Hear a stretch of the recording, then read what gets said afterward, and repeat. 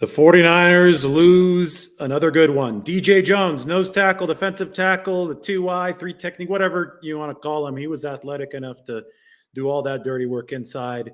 He signed with the Denver Broncos, and he's gotten paid. 3 years, $30 million, $20 million guaranteed. That's a $10 million average per year. For perspective, DJ Jones was drafted by the 49ers in the 6th round of the 2017 draft, so the first draft of this regime.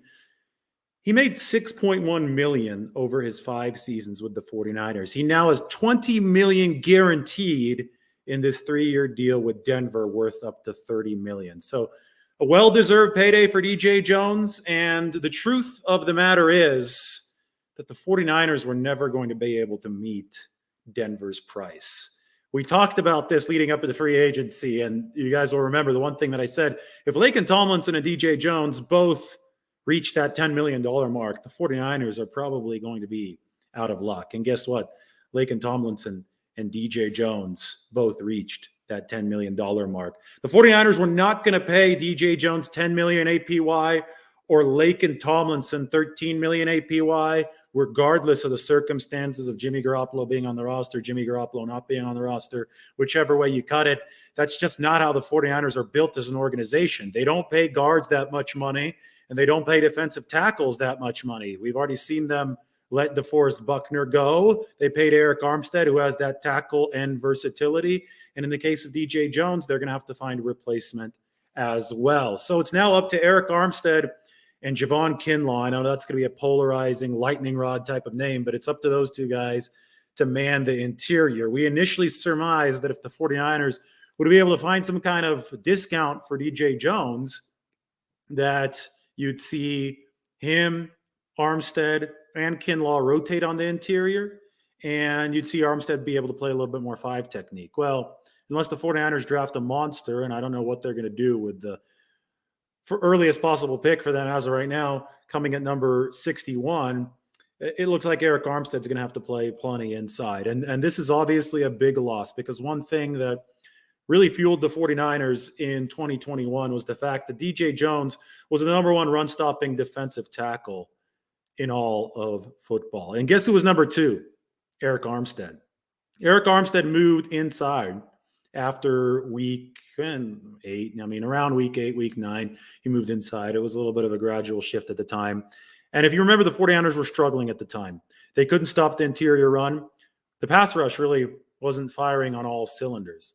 When DJ Jones and Eric Armstead teamed up, they had DJ in there with his fire hydrant build, and they had Eric Armstead there, looking like a skyscraper at 6'7" or 6'8".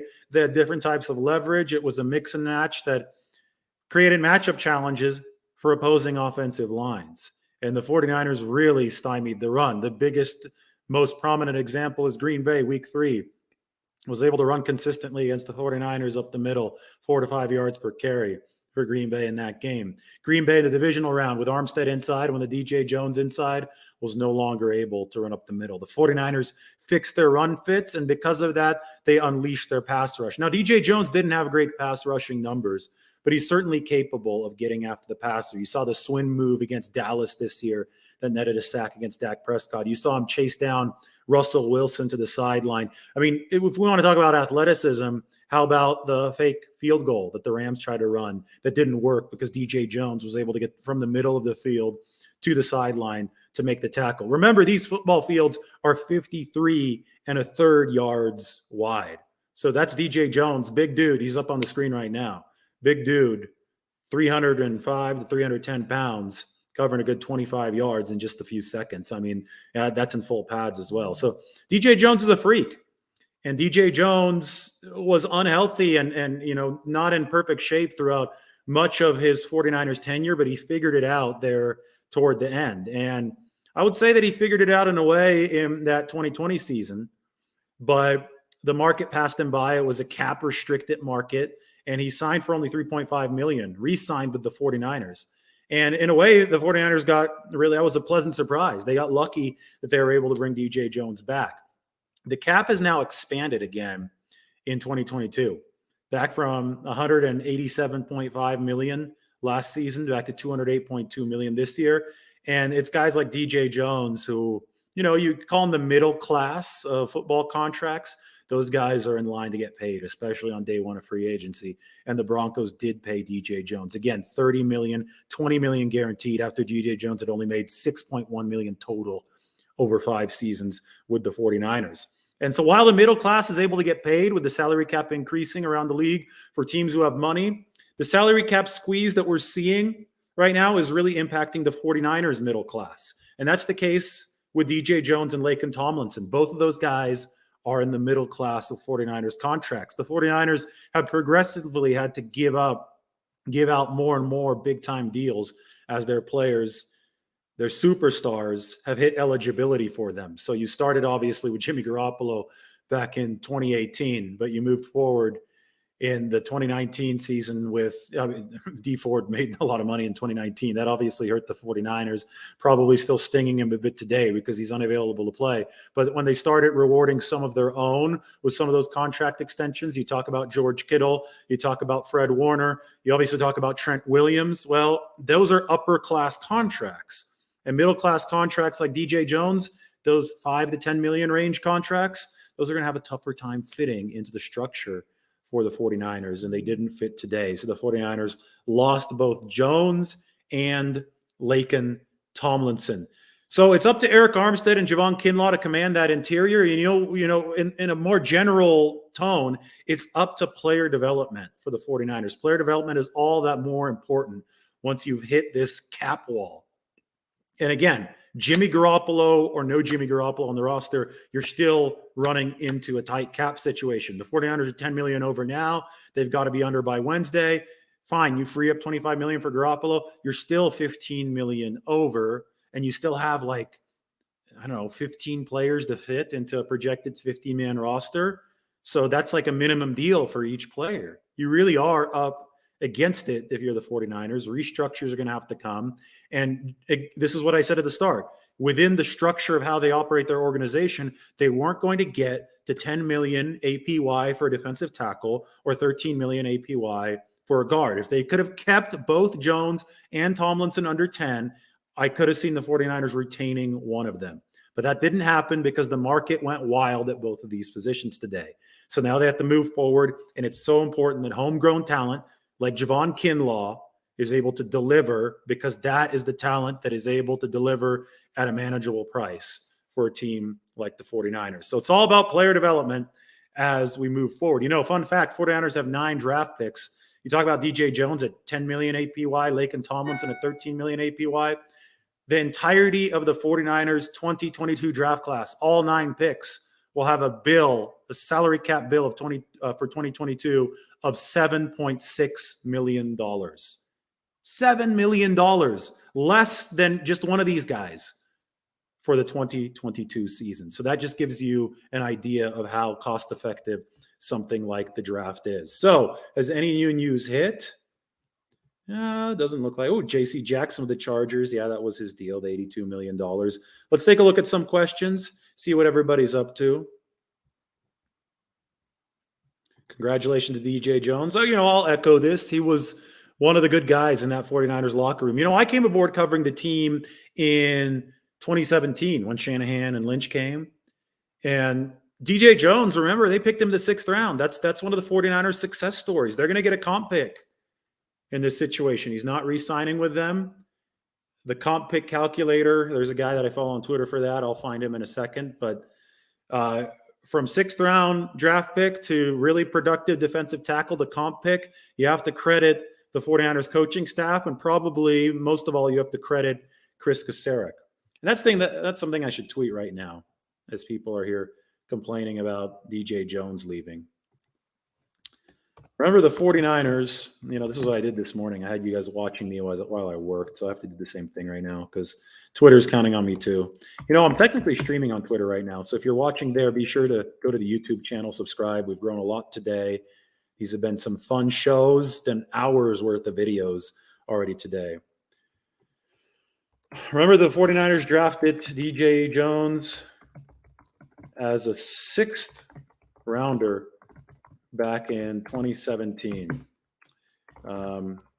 They've since developed him into a 10 million APY stalwart.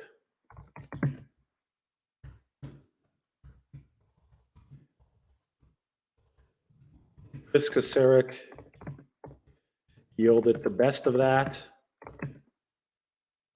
in Jones's final 3 seasons. Now the 49ers are relying on more such development to get DT production at a more efficient price. And I have to shorten this because my tweets are always too long. So remember, you just take out all the thes, right? Take out the. Remember, 49ers drafted DJ Jones as a 6th rounder back in, and then instead of 2017, you put 17. They've since developed him into a 10 million. You just put 10M APY stalwart. Chris Kasarik yielded the best of that in Jones' final 3 years. The seasons is good. Now the 49ers are relying on more such development to get DT production at a more efficient price.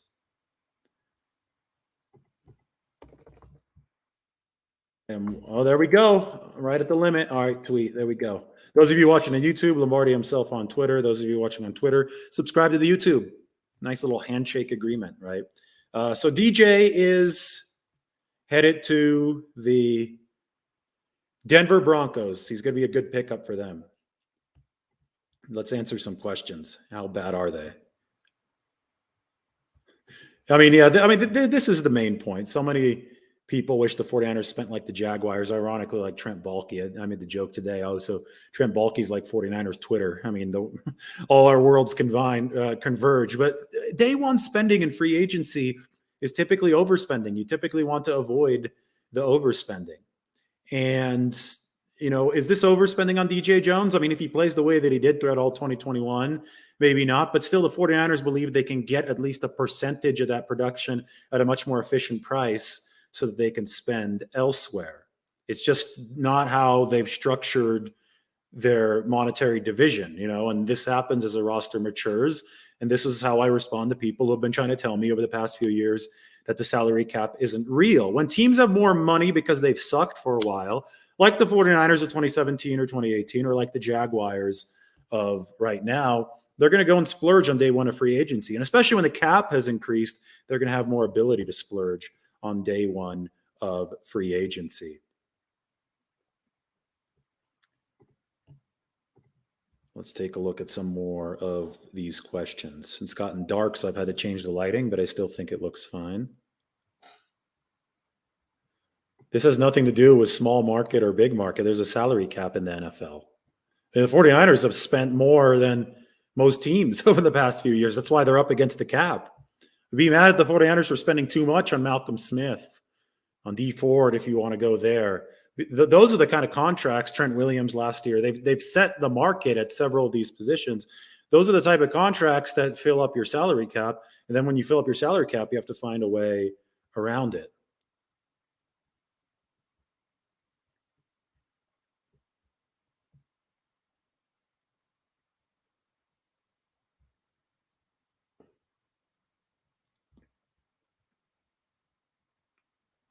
Do I have a beer yet? No. Should I go get one?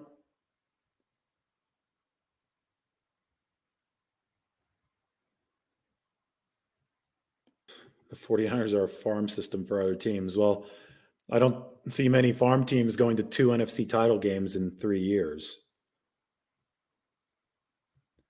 I don't know what the comp pick for DJ is going to be. I know that for Lakin, it's likely going to be a 4th rounder based on what I heard. So I would expect something similar for DJ Jones. It's a complicated formula, maybe a 4th or a 5th rounder, which wouldn't be bad. They'll get that comp pick for him, though. I know that.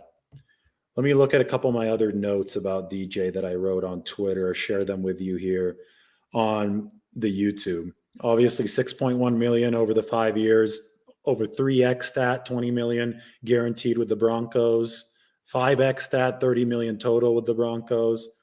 Last year, DJ Jones made 3.5 million with the 49ers. This next season, his APY will be 10 million. So that's close to 3x raise. for DJ Jones. Well deserved for the number one run stopping defensive tackle in the NFL. And the 49ers were not able to keep him. All right, good questions only. Come on, I'll answer some good questions. How do you get under the cap without trading Jimmy Garoppolo? You restructure guys like Eric Armstead and George Kittle. You give Jimmy Ward a pay raise. You might do something with Sansom Ebukam's contract. You can cut a couple players.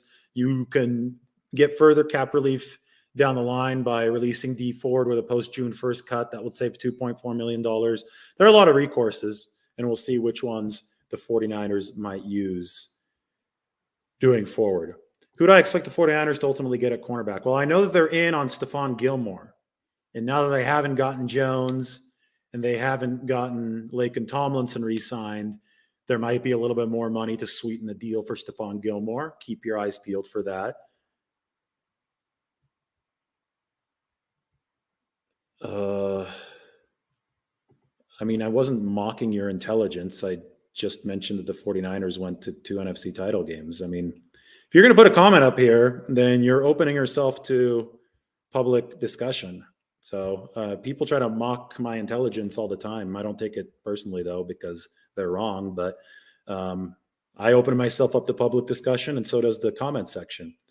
Like JJ right here, Samson, do not pay that man. Well, they already have. They already gave him the contract. So now we have to see what the 49ers do. His cap hit's like $8.4 million this year.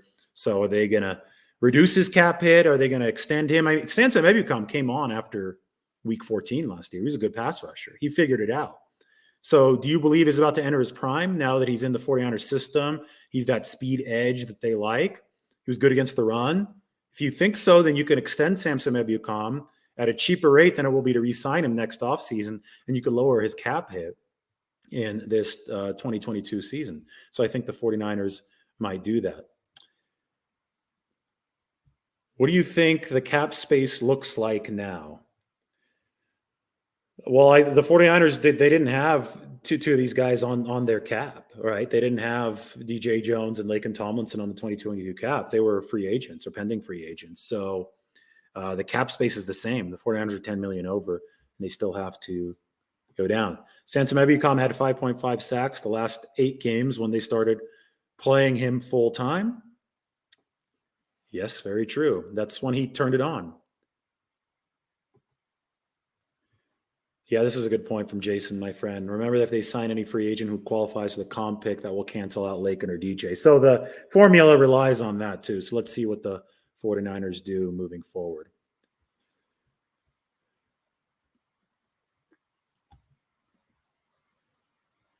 Yep, that's right. 9.6 million over 10 million. I rounded up. Sure, I'm a company man. I just sat here criticizing the 49ers for not fortifying their offensive line and not learn how to comprehend. Some of you, I don't think you're stupid. I think that you're willfully ignorant of what other people say because you want to have your own worldview be right. So you only listen to words that confirm your prior worldview.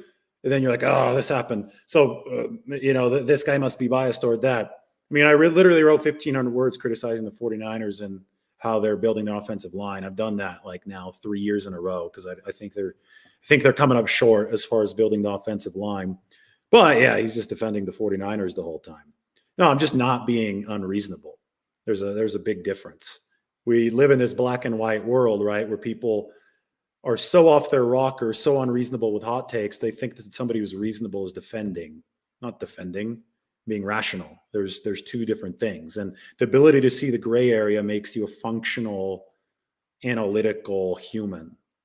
I know that we've lost that skill with some of these flaming comments, but I'll stick to it. I think most of the people agree. If you agree, you can go ahead and tell me in the comment section. So, well, the thing is that Twitter is the same thing, but I'm here to bring reason to it. I'm tough enough to handle it, so I know a lot of people wouldn't be, but I'll put my face out there. I'll put my writing out there, and I'll talk about how we can analyze stuff with a sense of rational judgment. and not have everything be this 180-degree pendulum swing back and forth, back and forth. Oh, he's a company man. Oh, he's too much of a hater. It's like, no, you could just sit here and analyze decisions intelligently. It's possible. So that's how it goes. All right, good. See, I told you, most people agree with me. That's one of the things, somebody control and they get all the attention, and then 100 people could like something, but the more reasonable people don't troll. So the troll is outnumbered 100 to 1, but he never knows it because the other people actually have a life. So they're not making those comments. And that's just like a problem with our online discourse right now. Look at Astrid. Can't wait for the Denver Broncos to take over. The laughing at Denver is done. I never laughed at Denver, for the record, so I don't know. Are players leaving for the money, or do they lack confidence in the team's ability moving forward? No, I mean, they're obviously leaving for the money. I mean, again, Laken Tomlinson, over $13 million per year. We were talking about a market of about 8 to 9, maybe 10 million for Laken. He got 13 from the Jets, and he got a coaching staff he was already familiar with. John Benton, who helped turn Laken Tomlinson's career around with the 49ers as the 49ers former offensive line coach, is now with the Jets under Robert Saleh, Mike LaFleur, all those guys. So Laken Tomlinson got familiarity and more money because the Jets have more cap space. So of course he's going to take that offer. DJ Jones gets, again, $30 million after earning only $6.1 million over 5 years with the 49ers. 5x more money in less time, in 60% of the time. Of course he's going to take that offer. I was saying all along, if the money was going to be this big for Jones and Tomlinson, the 49ers weren't going to be able to afford it. Look what happened. So, I mean, don't shoot the messenger. This is just kind of how it works in the NFL.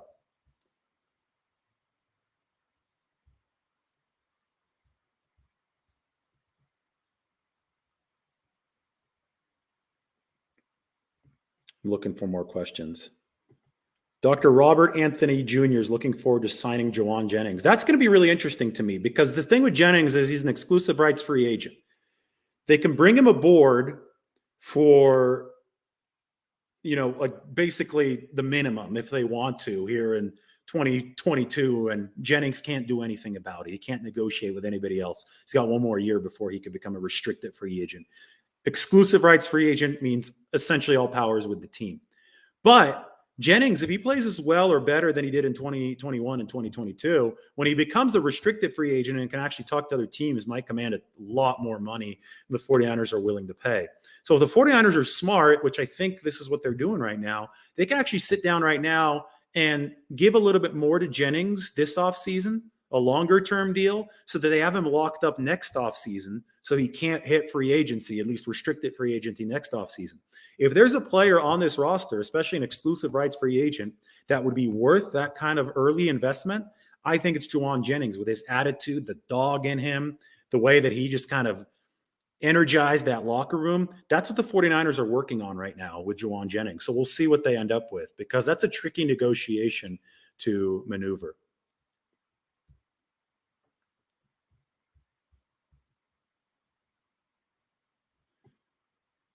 I think they still are on Scantling. Yes. I mean, if they could get him at the right price, some of these guys aren't going to sign on day one of free agency. They're going to feel out their options. Teams are going to figure out where the sweet spot is. The 49ers are in on a speed threat that can stretch the field. I talked about Marquez Valdes-Scantling in my previous video. Average depth of target this year was over 18 yards. So they threw deep a lot to him in Green Bay. And I think the 49ers want that kind of threat, especially if Lance takes over. I don't think they're going to sign Clark. I think, that was a rumor that Jeremy Fowler put out there and I shared on Twitter. But if they could get Chandler Jones, it's more likely to get some of these higher priced guys if the mid-tier guys don't sign, right? Because that money can add up. But I don't know if Frank Clark and some of the off-field issues fit what the 49ers really want in that locker room. Now, John Lynch said, it's not going to be all choir boys, but Frank Clark has had some concerning off-field incidents. So we'll see. I mean, if the 49ers overlook those. The thing is that you have these edge rushers that are available in free agency or will be once free agency opens. But Frank Clark would take draft picks. you'd actually have to use, if Kansas City doesn't release him, you'd actually have to use something to trade for him. And that could come back to bite you really quick, because you not only lose the pick, but you also lose the cost control aspect of the pick. Again, the 49ers 9 picks this year will cost a combined $7 million, less than DJ Jones, less than Laken Tomlinson, for 9 players. That is how you efficiently build the team. How good of a season can Zadarius Smith have if he comes to the 49ers? Yeah, that's another edge rushing option released by the Packers today. Do you see a left guard competition between Banks and Moore, and maybe draft a right guard? Yes, but man, that would worry me if I'm the 49ers. Because we already saw last year that Banks, a second-round pick, wasn't ready to usurp Brunskill, a below-average right guard. So if you bring in another rookie, where are you at that guard position? First, you need to hope that Aaron Banks has indeed made a huge jump. And then you're, hoping for the rookie to be better than Aaron Banks was as a rookie, even though your first pick is number 61? I mean, I think you got to bring in a veteran for that guard position. I really do. I think the 49ers are on tenuous ground right now along the offensive line. And I think they really I think that's a place where I think they need to make a vet move, unless they like Compton or somebody at guard. But I wouldn't trust that in pass protection. They need to be better with Trey Lance. I mean, that's what I've been most critical of. And another thing is, you could be measured with your criticism. I know it gives people a lot of clicks to be like, fire Lynch, fire Shanahan, do this, do that. But the thing is, they just come out looking like idiots on the other end, because we literally haven't even reached free agency yet. We don't know what the big picture of the 49ers offseason is going to be. So they have free agency. They have the draft to stock up on talent. It's obvious that the draft is going to be the preferred way to stock up on talent, because they don't have as much money to spend, and the draft is cheaper. Remember, $7 million for 9 players. So it's impossible to fairly judge how they build a roster until you view the building of the roster in totality, right? So jumping to conclusions gives nobody a chance to actually legitimately look smart at the end of this. You have to take your time and be like, okay, this is what the 49ers are doing. It's a 1,000-piece puzzle. Today was 3 pieces of the 1,000-piece puzzle. You don't judge how the 1,000-piece puzzle is being built 3 pieces in. There are 997 to go. So we'll see the competitions and all that down the road.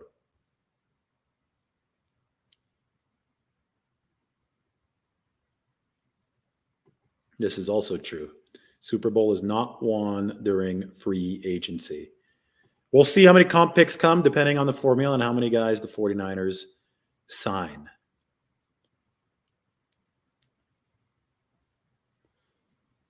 Do you think the 49ers should prioritize interior O-line or corners in this market? Both. I'm gonna have to recalibrate on the interior O-line market, because a lot of guys like Austin Corbett have been signed. Gilmore is obviously still out there, and the 49ers are interested at corner. I think you need a vet corner, and I think you need a vet, two solid players at those 2 positions if you want to truly contend in 2022. Now, maybe you just use it as a building year with Trey Lance, but I think this team wants to compete year in and year out. Yeah, I mean, I don't know if $4 million was the 49ers ceiling. I thought they might be willing to dabble in 6 or 7. But yeah, Denver was willing to pay $10 million. 49ers weren't willing to go that high. All right, I'm going to go back and tweet a little bit. If you guys want to keep watching this, you can. But I think I'm going to end the video so I don't make people tweet. Devante Adams won't play under the franchise tag. Well, $30 million here it comes, based on the wide receiver market blowing up today, with Christian Kirk getting around $20 million per year. Right now, DeAndre Hopkins leads the way. He's at $27 million per year. I think we're all set for Devante Adams to get his 30. And Deebo Samuel, DK Metcalf, AJ Brown, they all have the same agent. So I think they're in line. Torrey Dandy's their agent, same guy. They're in line to get paid. Whoever gets the contract done first, whichever team gets the contract done first out of those 3 guys eligible for their first lucrative extensions, will be paying less money than the other 2. That's what I think is going to happen. So maybe the 49ers can cut in front of the line, but it's going to be hard. All right, everybody, thank you. Subscribe to the channel. It was a good discussion today. Stay reasonable, please. There's absolutely no point to not be reasonable. It's more fun when everybody's reasonable and talking about football and, just intelligent, reasonable, rational terms. So good stuff. 49ers have to find out how to replace DJ Jones and Laken Tomlinson. Everybody take care. Subscribe to the channel. We'll see you very soon.